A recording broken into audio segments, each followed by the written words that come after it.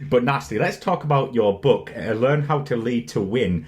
Can you tell us where this idea came from and, yeah, what was it like writing? The stories, the book has 33 stories in it that started from when I first had the vision to go to the Naval Academy, kind of a group, all the way to retiring as a two-star admiral in 2017. From 1974 all the way to 2017, my journey through the U.S. Navy to retirement is what the book's about. And I found that, first of all, they're good stories. And then attached to each story is a leadership lesson. Because in my careers, especially in 1997, when I was preparing to be the commanding officer of VF-31 Tomcatters flying the F-14D, I had been the executive officer for a couple of years.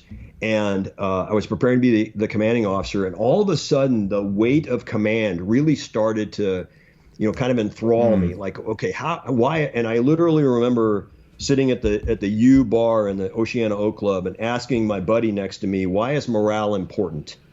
Literally, why is morale important? And thinking about that rhetorical question. And so in my commands that ranged from the squadron of 350 people all the way to, through a couple of ships to a strike group of 10,000 people, I learned how to lead, not just, hey, communicate a lot or something. It was actually how. Like, what do you do as a human to influence other human beings to do what you want them to do, or to go the direction you want them to do? And I don't mean do what you want to do because I'm Machiavellian, because you're the boss and you want to go that direction.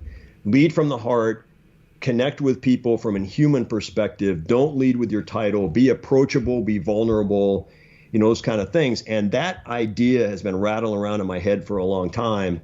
And I would tell, whenever somebody would ask me about, leadership lessons, I always had a story, not just an answer, but a story. And I was sort of shocked by that. So it kind of rattled around in my head. And a year ago, the guy who's my business partner now, I was connected to him. We become very, very close. And he said, hey, you should write a book. And I go, I don't have any time. I'm working full time. And he says, hey, you get that transcription software, that Dragon, you talk into a microphone, it does a Word document, and I'll help you do it. And so basically what we did was take my ideas of leadership and talk into a microphone, put them into a rough draft, and then squashed it down together. The process took from the middle of last April through self-publishing processes on Amazon, and we launched it on the 2nd of February of this year. And it's just the grunt work of getting the text correct, and then getting the design, and then self-publishing and stuff like that. So it's just a process.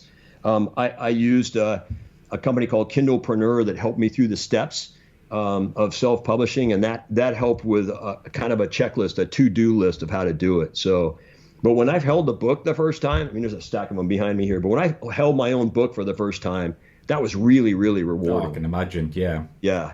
So it's cool because it's all these great stories, and then there's a leadership lesson plugged into each one of them. There's 33. I actually have more stories than that on the cutting room floor, but the ones that were very, very impactful to me that I hope will be impactful to the leaders. And then after the leadership lesson, there's a leadership resource from somebody else, like a Covey or a Maxwell, that adds on if somebody wants to read even more from another author. Yeah, and just as a side note here, Nasty, I watched your interview with Wombat, and I picked up on that thing you said. Don't lead by title, lead by your heart, and like as a person. And my dad, he's just retired, but he was in a high position in microchips. And I asked him, I was like, do you think like that? And he was like, absolutely. He couldn't have got it more right. So I was like, okay, so yeah, like because that's what I think as well. That was great. That was just a side note there, Nasty. But yeah, so I'm glad it resonated, Mike. I want to. It's very interesting. It kind of depends on how you're brought up. If you are all about yourself and your title, like I'm the captain, I should be treated like this, or I'm the admiral, I should be treated like this, or I'm an officer in the Navy, and so I should be treated at this level. You're not going to succeed. It's just kind of about the kind of human that you are. Are you approachable? Are you vulnerable? And what's interesting, and my book is full of failures. So the other notion here is well, look at you. I mean, you went to Naval Academy. You got to fly fighters. You're a Top Gun grad. You commanded like an aircraft carrier. You're a 2-star admiral. I mean, you're just full of privilege. You know how much work it took to do that? Exactly. And, and the failures I had along the way where I thought I was done. That the book is loaded with that, because I always thought it was better to tell people who were coming in behind me what it was like to fail and recover from failing and get to where I was. Yeah. And to share with them, hey, I'm not all of that. I mean, I'm the same as you. I just worked through all these hurdles, same challenges in life, and overcame those challenges and got to do this stuff. But it's a very crooked path full of barriers, and got to climb down and climb back up and all those kind of things. So I hope that message comes through in the book too. Yeah, I'm sure it does. And yeah, because we're all human, we all fail, and like learning from failure is a good thing. It's just now in our society, we seem to have like little things. It's like, I will destroy anyone in my way to get what I want. It's like, that is not a good thing. That is never a good thing. But so where can we find the book online, Nasty? Is it just on Amazon or is it anywhere else?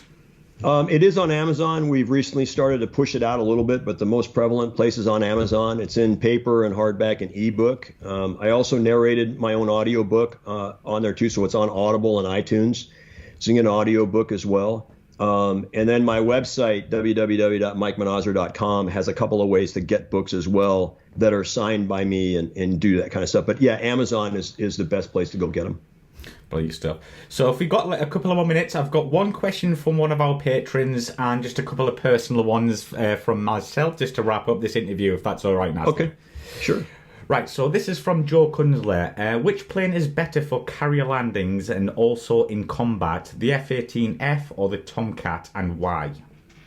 I think the F-18F is better for carrier landings overall, because they have each F-18 model. In fact, the F-35 has the same thing. They call it Precision Landing Mode, PLM. The flight controls, the throttles, and the symbology on the heads-up display are all connected together such that you can, we used to call it put the thing on the thing. So you take the little symbology and put it right there. But the precision landing mode, literally, there's a green line in the Super Hornet that shows up on the heads-up display, and you put that green line across the datums of the meatball, and there's an inverted triangle. It's a little tiny inverted triangle. I can't quite do it on the camera. You put that inverted triangle right on that green line, the airplane is gonna land on that line. And in fact, usually when you're flying the airplane, any kind of airplane aboard the ship, you correct, recorrect, and recorrect. So there's always there's a deviation and there's two corrections, correct and a recorrection coming down. In this PLM mode, you literally just pull back on the stick or push forward on the stick until the triangle and the Super Hornet gets to the line, and then you let go. And the airplane's going to fly to that spot. And so guys are, out on the ships now, and I haven't flown PLM except in the simulator, but they're just banging a hole in the 3-wire. So it's very, very precise. In combat, we now have all integrated systems in the system. So in my Tomcat D model, I had an infrared search and track screen. I had a radar, but they weren't integrated. So I could look on the screen and do what was called a raid count. I could look on the radar and maybe there's one contact out on the radar. I would look on the IRST and I'd see 2 or 3, and I go, okay, there's 3 airplanes that one contact, until the radar resolved them. So you did a lot of translation yourself. In the new airplanes now, the Super Hornets, and they're getting better and better and better and better, all that's integrated now. The information flow coming into the cockpit from a bunch of different sources to close the kill chain is now a lot more than it was before. So now we're starting to risk sensory overload in combat, which is why the human vehicle interface has to be upgraded in there. But the Super Hornets are much, much, much more capable in the fight than Tomcat was, because of the nature of the confluence of information you can get in the cockpit. And I would also offer, we talked about 2 people. When you get in that environment, you have surface-to-air threat, you got air-to-air threat, you got all this information coming in and try to close kill chains, you're working with your other airplane, surveillance airplane. 2 people is really good there to be able to, handle all of that stuff.